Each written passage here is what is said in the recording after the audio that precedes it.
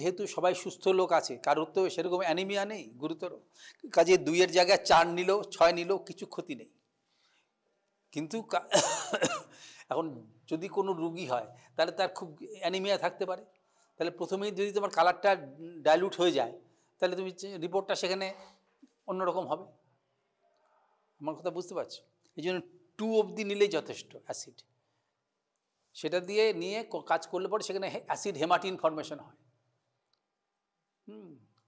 Haematin, haematin হচ্ছে হিম compound, বুঝতে পেরেছো? হিমোগ্লোবিনের ভিতরে তোমার হিম কম্পাউন্ড থাকে, সেটা হচ্ছে প্রস্থেটিক গ্রুপ।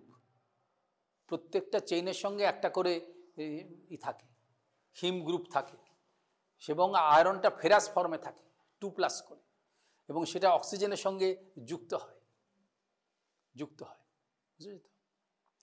এবং সেখানে ওইটা কিন্তু এখানে যখন করা হচ্ছে তখন সেই গ্লোবিন পার্ট থেকে এটা সেপারেট হয়ে যাচ্ছে, অক্সিডাইজড হয়ে যাচ্ছে, এবং সেটা হাইড্রোক্সিলেটেড হয়ে যাচ্ছে এবং Fe3+ হয়ে যাচ্ছে।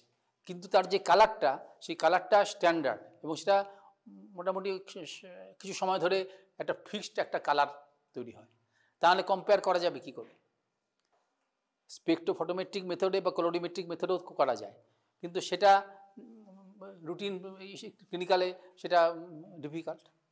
আয়রন এস্টিমেশন করে, সায়ানমাইড হিমোগ্লোবিন, অন্যান্য সফিস্টিকেটেড মেথড আছে, সেগুলো করে তুমি অ্যাকুরেট ভ্যালু জানতে, কিন্তু সেগুলো করা ডিফিকাল্ট, সময় সাপেক্ষ। বিশেষ প্রয়োজনে সেটা করতে হতে পারে। বা স্ট্যান্ডার্ড একটা এই যে দুপাশে দিয়ে রড জুড়ে দেওয়া হয়েছে, এই দুটো হচ্ছে স্ট্যান্ডার্ড, এভাবে করা আছে, স্ট্যান্ডার্ড দুটো করা আছে, এই যে স্ট্যান্ডার্ড, এই যে রড দুটো করা আছে সেটা এইভাবে স্ট্যান্ডার্ড করা আছে, সেটা এই অ্যাসিড দিয়েই এই অ্যামাউন্ট অফ ব্লাড নিয়েই সেটা করা আছে। সেটা কাজে তার কোনো ব্যতিক্রম তোমার করলে চলবে না, এবং কোম্পানি যেই সূত্র দেবে সেভাবে তোমাকে করতে হবে, ওদের যা আইডিয়া।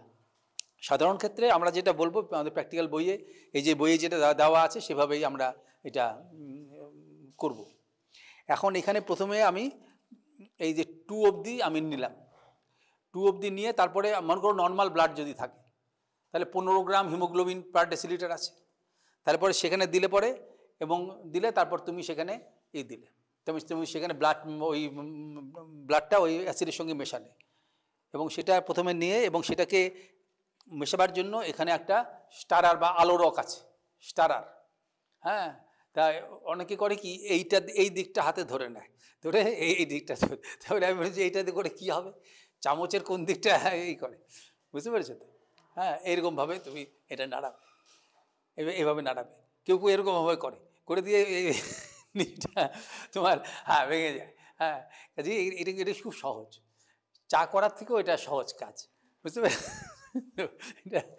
এখন এই প্রথমে দিয়ে তারপর তুমি এটা এরকমভাবে নাড়িয়েও নিতে পারো, খুব সাবধানে ধরে নাড়িয়েও নিতে পারো, অথবা তুমি এটা প্রথম থেকে এটা দিয়ে নিতে পারো। প্রথম থেকে এটা দিয়ে তুমি এটাকে ভালো করে এটা নাড়িয়ে নিলে, এরকমভাবে নাড়াবে, এরকম করবে না, এরকমভাবে নাড়াবে। কালকে দেখছি একজন দেখি এইটা উপরের দিকে রেখেছে, আমি মনে হয় যে তাহলে 1400 গ্রাম যে ব্রেনটা আছে সেটা একটু যদি কাজে না লাগাও তাহলে কী করে হবে, বুঝেছো? এখন এরকমভাবে নাড়িয়ে নিয়ে তোমাকে 10 মিনিট অপেক্ষা করতে হবে, কারণ এই যে 10 মিনিট অপেক্ষা করতে হলে কালারটা ডেভেলপ করবে। এখন তুমি যখন প্রথমে রাখছো তখনই কালার ডেভেলপড হয়ে যাচ্ছে, তাহলে কেন 10 মিনিট অপেক্ষা করতে হচ্ছে? কারণ এখানে যে কম্পেয়ার করা হয়েছে, গ্লাস রডটা যে তৈরি করা হয়েছে তার সেটা সেইভাবে টাইম নিয়ে, এবং এখানে তো এই যে কোম্পানি যে রেখেছে, এই যে কোম্পানি শ্যালি মেথডে এখানে লিখেছে, কিন্তু এখানে যেটা লেখা আছে যে সেখানে এই যে এটা হচ্ছে শান্ডিল্য লেখা আছে, এখানে শ্যালি লেখা নেই, কাজেই এটা লিখেছে শ্যালি মেথডে। কাজেই এরা যেভাবে মানে প্রত্যেকটা সঙ্গে একটা তোমার থাকে, কিটস থাকে, একটা কাগজের একটা ইনস্ট্রাকশন থাকে, সেটা রাখা উচিত। সেটা রাখলে পরে সেটা আমি তোমাদের পড়ে সেটা জানি বলতে পারতাম, কিন্তু সেটা দুর্ভাগ্যবশত কোথাও রাখা হয় না। সেই জন্য টেক্সট বইয়ে যেটা দেওয়া আছে 10 মিনিট অপেক্ষা করবে। হয়তো তুমি হয়তো অন্য যখন ল্যাবরেটরিতে দেখলে সেখানে হয়তো লেখা আছে 7 মিনিট, তুমি 7 মিনিট রাখবে, তার বেশি রেখে তোমার কোনো লাভ নেই। সেভাবে কালারটা কম্পেয়ার করতে হবে। এখন আমি বললাম যেমন মনে করো 15 গ্রাম ডেসিলিটার আছে একজনের, আরেকজনের আছে 7.5, তার মানে সেটা ডাইলুশনটা কম করতে হবে। যদি ম্যাচিং করতে হয় তাহলে 15 গ্রামে যে ডাইলুশন করলে যতটা হাইট উপরে উঠবে 7.5 এতে ডাইলুশনটা তার ঠিক অর্ধেকটা হবে। তা সেইভাবেই এখানে গ্র্যাজুয়েশনটা করা আছে। যেহেতু এর এরিয়াটা কনস্ট্যান্ট আছে সেই জন্য হাইটটাই ইন্ডিকেট করছে যে ডাইলুশন কতটা করতে হবে। এই জন্য যত বেশি ডাইলুশনটা হবে তত নিশ্চয়ই সেখানে ঘন আছে। এর 24 অবধি কেন দেওয়া আছে? সাধারণ ক্ষেত্রে 24-এর বেশি পাওয়া যায় না, বুঝতে পারছো? 24-এর বেশি পাওয়া যায় না হিমোগ্লোবিন, কারণ হিমোগ্লোবিন সিনথেসিস করা তো চারটিখানি কথা নয়। হিমোগ্লোবিন সিনথেসিস করা চারটিখানি কথা নয়। হিমোগ্লোবিন সিনথেসিস কোথায় হয়? এই যে আমরা যে মানুষ বা প্রাণীর যে হিমোগ্লোবিন সিনথেসিস কোথায় হয়? বোন ম্যারোতে হয়। বোন ম্যারোর কোন জায়গায় হয়? কোন কোষের মধ্যে হয়? কোন কোষে হিমোগ্লোবিন হয়, সিনথেসিস হয়? বুঝতে পারছো? এই যে প্রশ্নগুলো করলাম, প্রশ্ন করা উচিত না আমার পক্ষে, কারণ এটা তোমাদের বিরক্তির কারণ হতে পারে।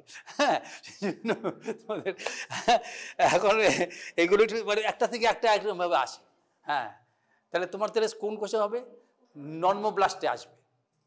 নর্মোব্লাস্ট ওই যে লিনিয়েজ আছে, প্রো নর্মোব্লাস্ট, তার আগে আছে যে বিএফইউ সিএফইউ, ওগুলো মাইক্রোস্কোপের তলায় বোঝা যায় না, বুঝতে পেরেছো? প্রো নর্মোব্লাস্টটা বোঝা যায়, কারণ যেখানে নর্মোব্লাস্ট আছে সেখানেই সেটা থাকবে। প্রো নর্মোব্লাস্ট বোঝা যায়। প্রো নর্মোব্লাস্টের কোনো হিমোগ্লোবিন আসে না। আর্লি নর্মোব্লাস্টে আসতে থাকে। আর্লি নর্মোব্লাস্টে হিমোগ্লোবিন আসে, ইন্টারমিডিয়েট নর্মোব্লাস্টে বেশি হয়। যখন বেশি হয় তখন সেটা একটা নেগেটিভ দেয়, নেগেটিভ ইনফরমেশন দেয়, ফিডব্যাক, যে আর দরকার নেই, অনেক হয়ে যাচ্ছে। তারপর লেট নর্মোব্লাস্টে সেটা ম্যাচুরেশন হয় মূলত, আর সিনথেসিস হয় না। তারপরে তোমার রেটিকুলোসাইট হিসাবে ইসে করে সার্কুলেশনে, তখন আর সিনথেসিসের ব্যাপার নেই। হ্যাঁ, কারণ সেটা কাজে, এবং এটা অ্যাক্টিভলি সিনথেসিস হচ্ছে। হ্যাঁ, 4টে করে চেইন তৈরি হচ্ছে। হ্যাঁ, তার প্রত্যেকটার সঙ্গে আবার সেই হিম যুক্ত হচ্ছে। প্রক্সিমাল হিস্টিডিন, ডিস্টাল হিস্টিডিন এরকম আছে, এইসব দেওয়া আছে। এবং তার মধ্যে কাজে এটা থাকে, কাজে এটা তৈরি করা তো সহজ নয়। এই জন্য 24-এর বেশি পাওয়া যাবে না। 24-এর বেশি পলিসাইথেমিয়া যদি হয় তাহলে পরে সেটা খুব কম হয়। এটা নর্মালি যদি পাহাড় টাহাড়ে যারা বাস করে তাদের একটু বেশি হতে পারে, ওদের হাইপক্সিক স্টিমুলেশনের জন্য বেশি হতে পারে। নর্মালি এত বেশি হবে না, এর মধ্যেই থাকবে। এই জন্য 24 অব্দি লিমিটে গিয়েছে। আর সেখানে পার্সেন্টেজটা তুমি এখানে দেখে নেবে। এই জন্য যত বেশি ডাইলুট হবে তত কনসেন্ট্রেশন অরিজিনালি বেশি ছিল, এটা বুঝতে হবে। যদি মনে করো তুমি 2-এ দেওয়ার পরে দেখলে যে ডাইলুট হয়ে গেছে, তাহলে তোমার রিপোর্টটা কী হবে? লেস দ্যান 2 গ্রাম পার্সেন্ট। তাহলে লেস দ্যান 2 গ্রাম পার্সেন্ট যদি হয় তাহলে সেই লোকের বেঁচে থাকার সম্ভাবনা খুব ক্ষীণ। যেই সমস্ত রুগীদের ওই রকম অবস্থা দাঁড়ায় তাহলে তাদের পক্ষে বেঁচে থাকার সম্ভাবনা খুব ক্ষীণ। কী কারণে ক্ষীণ? অক্সিজেন পাচ্ছে না তো। অক্সিজেন যদি টিস্যুগুলো না পায় তাহলে বাঁচবে কী করে? ব্রেন সেল হয়ে যাবে তো, বুঝতে পারিস? এই জন্য কিন্তু তোমাদের এখানে সবাই সুস্থ লোক, কাজে সেখানে তুমি অত কম তুমি নেবে না, একটু বেশিই নেবে, তাহলে তোমার কাজ করতে সুবিধা হবে। কি সুবিধা হবে সেটা এবার বুঝতে পারো। তাহলে সেক্ষেত্রে তুমি যখন ব্লাডটা নিচ্ছ, তুমি এখানে তোমার 2-এর জায়গায় তুমি এখানে 4 কি 6 নিয়েছো, নিয়ে তারপরে তুমি এটা যখন ব্লাডটা যখন করবে তখন দেখবে যে তাহলে পরে তার ব্লাডের কিছুটা সারফেসের, বেশ কিছুটা মানে ফ্লুইডের, অ্যাসিডের কিছু সারফেসের তলায় নামতে পারবে। সেখান থেকে যখন ফু দেবে খুবই সাবধানে ফু দেবে, মানে খুব জোরে ফু দেবে না। হ্যাঁ, দিলে পরে হবে কি, দেখবে যে একটা সুতোর মতন নেমে আসছে ওইটা ব্লাডটা। তারপর সে নেমে আসার পর তারপরে একটু উপরে তুলবে, সুপারফিশিয়াল পার্টটায় নেবে যেখানে ব্লাডটা নেই। তা সেখান থেকে সাবধানে একটুখানি শাক করে আবার তুমি করবে, আবার একটু শাক করে আবার ফেলবে, যাতে এই টিউবের ভিতরে আর কোনো রকম ব্লাড না লেগে না থাকে। এই জন্য প্রথমে নিয়ম হচ্ছে কি, ওই পিপেটের ক্ষেত্রেও তোমাদের প্রথমে একটু হাতে জল নিয়ে বা কোনো পাত্রের মধ্যে জল নিয়ে তুমি নিজে একটু পরীক্ষা করে নেবে। হ্যাঁ, আমি এটা করতে বলছি না এই কারণে, কারণ তোমাদের এক্সট্রা দেওয়া যাবে না এই অ্যাপারেটাস হতো, কিন্তু করে নেওয়া উচিত, প্র্যাকটিসটা করে নেওয়া উচিত যে আমি ঠিক মতো তুলতে পারছি কিনা। যদি 2-এর উপর উঠে যায়, 20-র উপর উঠে যায়, তারপরে তাহলে সেক্ষেত্রে এভাবে ট্যাপ করে করে ওই লেভেল অবধি নিয়ে আসতে হবে। তারপরে এরকমভাবে করতে হবে যেন এর ওপেনিংয়ে টাচ না করে, টিস্যু পেপার দিয়ে বা কটন দিয়ে এটা করে তারপরে এটা এভাবে দেবে, দিয়ে আর তারপরে স্টার্টার দিয়ে হোক বা এরকমভাবে করো, বা স্টার্টার দিয়ে তুমি এটাকে নেবে, তবে স্টারারটা ভিতরেই থাকবে, আর স্টারারটা শেষ অবধি কাজ শেষ না হওয়া অবধি যদি বার করবে না। এটা তোমার 10 মিনিট অপেক্ষা করলে, করার পরে তারপরে তুমি প্রথমে এটা ইন্ট্রোডিউস করলে, এটা এরকমভাবে ইন্ট্রোডিউস করবে যাতে তুমি গ্র্যাজুয়েশনটা যেন তোমাকে অসুবিধা সৃষ্টি না করে। এইভাবে তুমি রেখেছো, এরপরে তাহলে তোমার এটা অসুবিধা সৃষ্টি করছে না, দেখতে পাচ্ছ তো। তাহলে এর ভিতরে যে ফ্লুইডটা আছে প্রথমে দেখবে অনেক ডিপ, তারপরে 1 ফোঁটা 2 ফোঁটা দিয়ে দিয়ে দেখবে অনেক ডিপ আছে। হ্যাঁ, কারণ তোমরা সব সুস্থ লোক, দেখবে 10-এর পরে গিয়ে তো একটু সতর্ক হতে হবে, তখন দেখবে ম্যাচ করেনি। প্রত্যেকবার ফোঁটা দেবে, এর ভেতরে নাড়াবে, এবং তারপরে এইটা এই ফ্লুইডটার তলায় রয়েছে এবং এটা ওই লেভেলের উপরে গিয়ে দেখবে, কিন্তু এটা বার করবে না। বার করলে পরে তোমার কিছুটা অংশ বাইরে পড়ে যেতে পারে, পিগমেন্ট লস হবে। সেজন্য সেটাতে ভালো করে দেখে নেবে, দেখে লোয়ার মেনিসকাসটা কোন জায়গায় করছে এই হিমোগ্লোবিন স্কেলের, সেটা তুমি রিডিংটা নেবে। এবং দেখার আগে প্রথমে তুমি দেখে নেবে যে গ্র্যাজুয়েশনটা কীভাবে রয়েছে, কটা ঘরের মধ্যে কটা ঘর কীভাবে রয়েছে, বুঝতে পেরেছো? গ্র্যাজুয়েশনটা দেখে নেবে।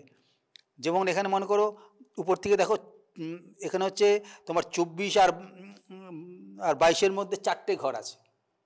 4টে ঘর মিলে যদি 2 তৈরি হয়, তাহলে একটা স্মল গ্যাপ হচ্ছে 0.5 করে, তাহলে 22.5, 23.5, তারপরে হচ্ছে 24 এরকমভাবে রয়েছে, বুঝতে পেরেছো তো? তা এখন সেটা প্রথমে আগে দেখে নিতে হবে, সব স্কেলে এরকমভাবে দেখে নিয়ে তবে তোমার রিডিংটা হবে এটা করে, এবং এইভাবে তুমি করে যাবে। এখন তুমি দেখতে যে এবার তোমার মনে হচ্ছে যে না, এটা বেশ ম্যাচ হয়ে গেছে। প্রত্যেকবার দিয়ে এরকমভাবে তুলে নাড়িয়ে এবার উপরে তুলে দেবে। যখন দেখবে মনে করো ম্যাচ হয়ে গেছে, তাহলে সেইটা তুমি লিখে রাখলে, আবার 1 ফোঁটা দিলে, 1 ফোঁটা দিয়ে করলে দেখলে যে না, এটাও যেন ম্যাচ মনে হচ্ছে, তাহলে সেটাও লিখলে। তারপরে দেখবে 3টা যখন দিলে তখন দেখে যে না, এটা ডাইলুট হয়ে গেছে, তাহলে তুমি 2টা রাখতে পারো, বা প্রথম 2টো ম্যাচ করতে পারো। বা এমন হতে পারে তুমি ওদের 4টে-5টে এরকমভাবে দিয়ে দেখলে যে একটাতে গিয়ে ম্যাচ হচ্ছে আর পরেরটাতে ডেফিনেটলি ডাইলুট হয়ে গেছে, তাহলে তুমি হয়তো অন্যগুলো ডিসকার্ড করে যেটার সঙ্গে তখন এক্স্যাক্টলি ম্যাচ হয়েছে তুমি সেটাও রাখতে পারো। সেইভাবে যেটা পার্সেন্টেজ দেওয়া আছে তুমি সেখান থেকে পাবে। কাজে এখানে সবই তোমার হয় পূর্ণ সংখ্যায়, আর একটা নয় 0.5, এর বাইরে তোমার কিছু তুমি অনুমানিত স্কেলে যেটা পাচ্ছ না সেটা তো তুমি বলতে পারছো না, সেভাবে তোমাকে রিপোর্টটা দিতে হবে গ্রামবাসী। এই হচ্ছে তোমার হিমোগ্লোবিন এস্টিমেশন। বেশিক্ষণ সময় লাগার তোমাদের কথা নয়, এবং করতে পারবে খুব সহজে। প্রিকশন কি, যদি তোমাদের এখানে সাপ্লাইড ব্লাড যদি হয়, তাহলে পরে সেটা নাকি তো ক্লটিংয়ের সম্ভাবনা নেই, তুমি এটা করবে। এবং কাজ হয়ে যাওয়ার পরে এগুলি সমস্ত ধুয়ে দিতে হবে। এবং তোমার আরবিসি পিপেট, WBC পিপেট নিশ্চয়ই ধুয়ে দিয়েছো। হ্যাঁ, একটা কোনো কিছু পাত্রে জল নিয়ে, যে না থাকে হাতের অঞ্জলিতেই জল নিয়ে ধুতে বা শাক করে পরিষ্কার করে রেখে দেবে, কারণ সেক্ষেত্রে তোমার পরের দিন যে ব্যবহার করবে সেক্ষেত্রে সুবিধা হবে। আইডিয়ালি স্পিরিট দিয়ে করার পরে, তারপরে অ্যাসিটোন দিয়ে করে দেওয়ার পর, ড্রাই করে নেওয়ার পরে সেটা হয়।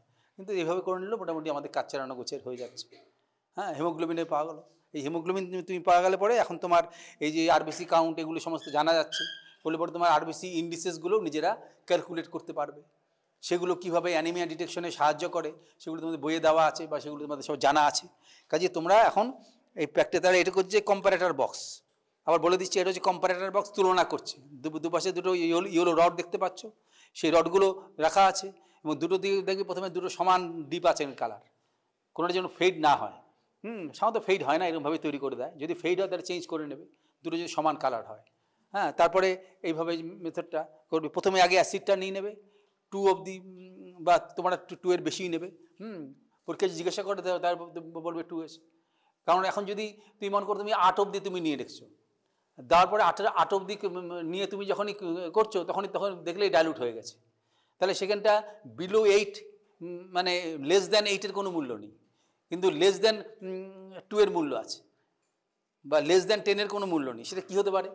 কাজে সেক্ষেত্রে লেস দ্যান 2 এর খুব মূল্য আছে, মানে সিভিয়ার অ্যানিমিয়া। হ্যাঁ, তার মানে সেক্ষেত্রে তাকে রেড সেল কনসেন্ট্রেট না দিলে পরে তার বাঁচার সম্ভাবনা খুব ক্ষীণ। হ্যাঁ, সেই জন্য কিন্তু কম দিয়ে শুরু করতে হয়।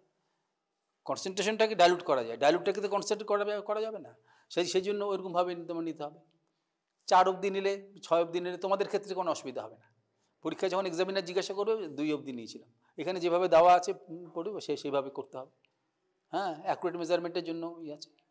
1 গ্রাম হিমোগ্লোবিন 1.34 ml অক্সিজেন ক্যারি করে। এটাদের অক্সিজেন ক্যাপাসিটিটাও তুমি সেখানে বুঝতে পারবে কতটা হয়। এবার তোমরা যাও, তেমনি প্র্যাকটিক্যাল শুরু করো, যাও।